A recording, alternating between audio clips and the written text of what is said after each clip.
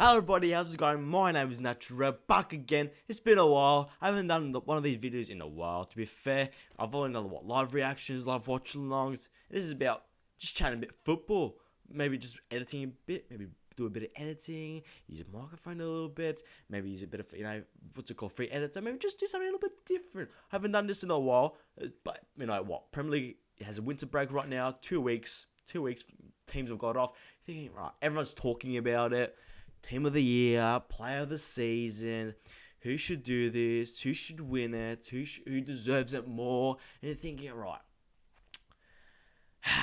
lots of controversy about this subject, lots of backlash, Twitter going like this, and like thinking and I thinking, right, my views right here, right now. But before we start, follow me on Twitter and Instagram, Natural LFC. We hit 4K subscribers the other day. Fucking legends, every single one of you. Thank you so much. So subscribe if you haven't already. Hit that bell notification if you do. If you want to get notified when I upload or go live. Cheers. So before we start, actually, so we just mentioned this should be we're talking about player of the year so far and who could possibly win it if they continue their run of form, for example. So right now it's hard to say, middle of the season, there's still about 14, 15 matches still to go, so it's a bit hard to judge, but so far this season. So let's start with the honorable mentions. So I've written them down. Honorable mentions, right? So we got Buendia from Norwich, absolute fantastic season for them. Him and Pookie have really done well, Cantwell, but just not enough team quality, but he's been sensational for them. We got Lundstrom from Sheffield United, fantastic season. Firmino, Adama Traore, Jack Grealish has been fantastic. Alisson, Rashford, Mohamed Salah, Trent Alexander-Arnold, James Maddison, Raul Jimenez, Danny Ings, and Adama Traore, I've already said Traore, and that's it. So those players have been sensational this season. Rashford is injured, he's not going to win it, obviously, but he's been very good this first half of the season. But some of these players, they continue their run of form, such as, let's have a look, Trent Alexander-Arnold, Salah, if they continue their form, Maddison might not, he's been full away, but he's been fantastic.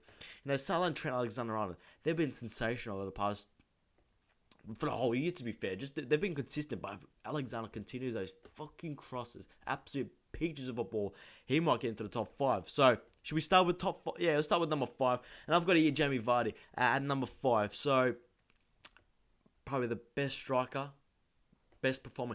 People confuse player of the year and so, this guy should be player because he's clearly better than this guy. He's clear, but that's fucking shit, right? This should be best performing. No one gives a shit who's better on paper, who's better on fucking FIFA or Football Manager shite. It doesn't fucking matter. This player of the year should be who's performed better this season, who's had the most influence on the team, who's had more goals this season, for example, statistic-wise, he's been better, as he made more passes, successful passes this year, as he kept more clean sheets, for example, right? And this shouldn't be, the arguments use, this guy's definitely better than this guy, so this guy should win it. No, this should be best performing player. Best performer, who's had the most influential. So at 5 had Jamie Vardy, absolute sensational season so far. Has dipped a little bit since the turn of the year, but obviously he had some controversy with the wives and all that. With the wives on Instagram and Twitter and all that crap. They obviously put him off so much. But Jamie Vardy, he's been one of the reasons Leicester up in the Premier League this season. Absolutely, everyone's thinking, he's surely going to fall away, but he's been consistent for the past 4 years. Absolutely banging goals. Jamie Vardy's having a party and he's just been so, so just clinical. Absolute clinical, and he's been absolute just really prolific. So he'll be number 5. Okay, here we go. Number 4. Okay, number 4, I'm going to put in the captain of Liverpool Football Club, the captain of the best team of the fucking world, champions of the world, Jordan BRUYNE Henderson.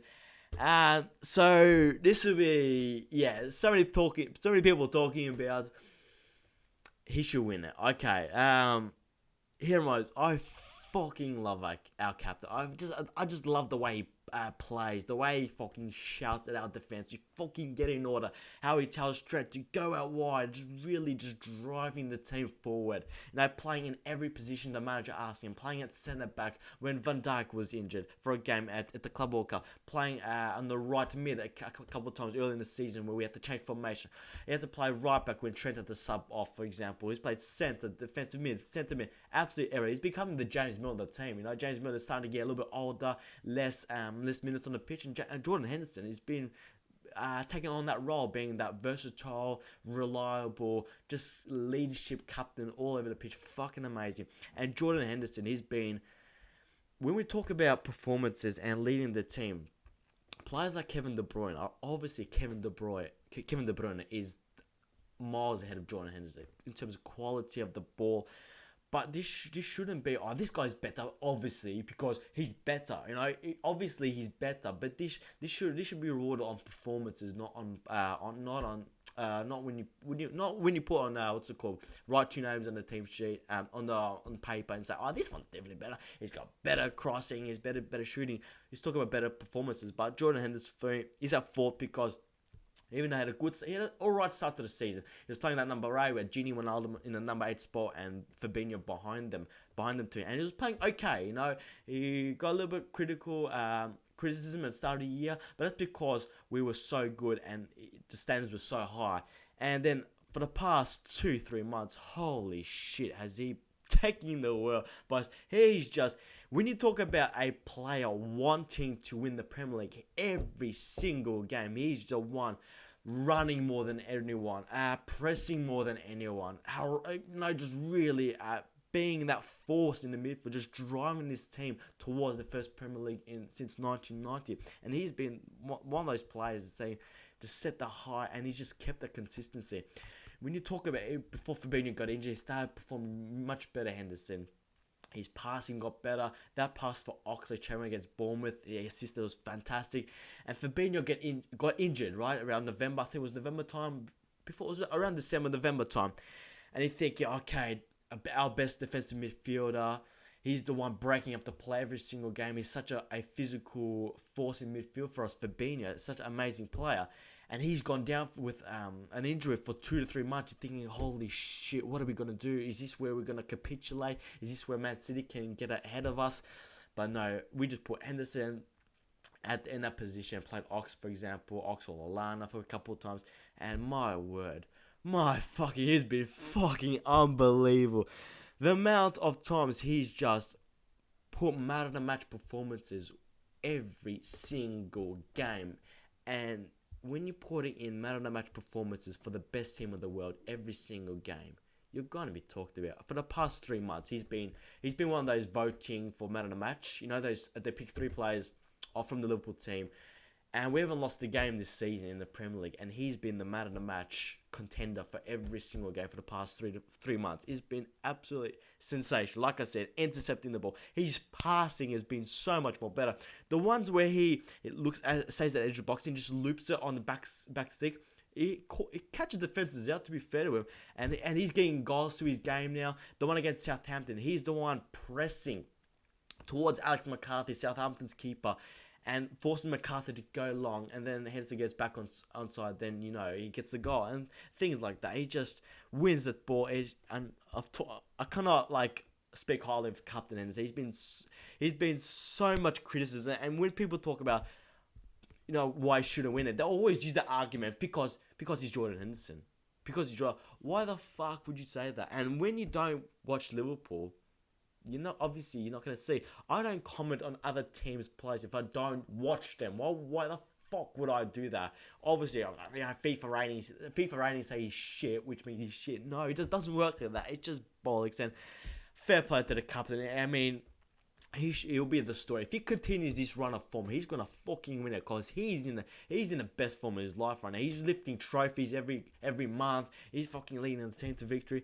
But let's move on to number 3, captain number 4. If Henderson continues this, he's gonna win this because he's been sensational. But number 3, I've got Kevin De Bruyne, another fantastic player. Absolutely, my favorite player away from Liverpool. My favorite player in the world to watch is Kevin De Bruyne. The way his cross is just fizzing it in.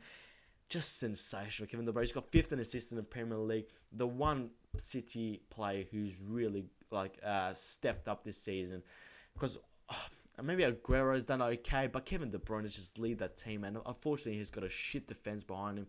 His midfield partners Gundogan and Rodri haven't been that great, and when David Silva's playing, he's played alright, David Silva, but he just needs more support. And Sterling hasn't had a great month or two. He's been quite awful, quite silent, hasn't he? So Kevin De Bruyne has been sensational. Like, he's the one pushing that team for top 4, because without him, City have been dreadful this year. Without him, he's been absolutely fantastic. Number 2, Van Dijk. This number 1 and number 2 can go both ways. So number 1, I got Sadio Mane. Number 2, I got Virgil Van Dijk. When we talk about Van Dijk, what a man, what a player. I've never ever seen a player like him. He's so fucking huge as well, and he's like a Rolls Royce in defense. A Rolls Royce, absolute tank. Never makes a mistake. Never panics. I think that who was that player? I don't know if it was against Southampton or Tottenham, or it was one of those players, and he just shoved them to the side, just moving them, like just standing next to him, just moving them to the side. Comment down below what you who that was, but he's so calm, and he's set the bar so high for him personally. And people forget about him when he's talking about player of the year. Like, he's been fucking amazing again. He's been just as good as last season, but because he won it last season, people will forget about him. It shouldn't be like that. He set the bar so high for him personally that people think, oh, it's Van Dijk. That's Van Dijk. Messi and Ronaldo have been sort of like this over the past few years. They've put in world-class performances, but because it's Messi and Ronaldo, they sort of get shifted to the side a bit because it's expected of them, and it shouldn't be like that. Like, Van Dijk has been so good. Like, kept most clean sheets for us. He, like, every partner he plays with, he's just amazing. He's had to partner with Matip at the start of the year. Matip got injured. Then he had Lovren for about 4 or 5 games. Fantastic with Lovren. Then Gomez got back on the side, and them two have clicked so well, like they started last season. Just absolutely fantastic. Keeping clean sheets. Getting goals to his game as well. Like, being an absolute giant in the corner box. Makes defenders shit themselves. And obviously Sadio Mane is number 1. He's been the one of the front 3 just absolutely wanting to win the fucking league. He's been tracking back. Like, the amount of times he's absolutely sprinting back, helping Robertson, left wing. There's not many world-class wingers in the world. People like, for example, Hazard, Neymar, Messi, those type of world-class wingers, for example. Yes, I'm just throwing in a few names there for argument's sakes. Then you got Mane, who's been fantastic, right, attacking, but he's the one rushing back defensively. He's the one making those slide tackles, putting the foot in, pressing. He's the one doing the dirty work out of the front 3. Salah can do those things, but he's usually next to the defense, waiting for the counter, and boom, he's gone. Mane is usually the one it's usually like a 4-5-1 with Salah at the top. When we play counter 4-5-1, Mane is usually on the left mid, helping Robertson, making slide tackles, and he's been that one game changer. The goal against Aston Villa, we were down 1-0 against Villa, about 88th minute, and then we win that. He's been the one driving that team. He got the assist for Robertson, that goal, for the goal, back post, and then he won the header. Mane's just been absolutely fantastic. He's been injured for a couple of times. He had a quiet month, but he's been our best player, and it's hard to talk about best player for the best team in the world, because the best team in the world are undefeated in the Premier League. We've drawn once, and every single player. We can go Alisson, Adrian, the goal backup goalkeeper. Fantastic for the 2-3 months he had to step in when Alisson was injured. Alisson came back, amazing. Trent Alexander-Arnold, he's the kid. He's fucking going up another level. People talk about he's defensively, what's the word? Defensively, he can get at defensively, but people forget he again in the Champions League final, our first one in the club where he basically run Ronaldo. He basically stopped Ronaldo having an impact on the game, and he was so young at the time, so he can do it. It's just his attacking skills is so good that he get compared to defensively, but he's defensively just sound. He's good. He's good defensively. Obviously not as good at attacking because he's crossing and long passing to Robertson when they play switching balls is absolutely fantastic.